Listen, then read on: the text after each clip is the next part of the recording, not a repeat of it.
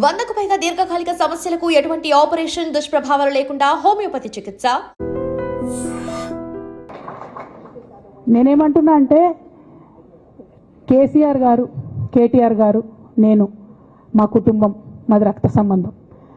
పదవులు పోతేనో పార్టీలకు వెళ్ళి సస్పెండ్ చేస్తేనో పోయేటటువంటి బంధం కాదు.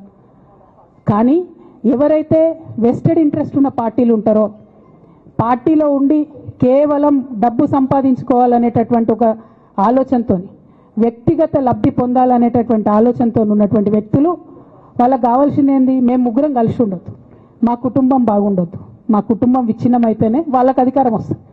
దాంట్లో భాగంగా ఇవాళ మొదటి స్టెప్పు నన్ను బయటేసిరు పార్టీలకు వెళ్ళి. అది ఇక్కడితో ఆగదు. నేను గౌరవనీయులు పెద్దలు దైవ సమానులు కేసీఆర్ గారిని విజ్ఞప్తి చేస్తా ఉన్నా, మీకు ఒక సూచన చేస్తా ఉన్నా. దయచేసి మీ చుట్టూ ఏం జరుగుతున్నదో ఒకసారి చూసుకోండి నాన్న.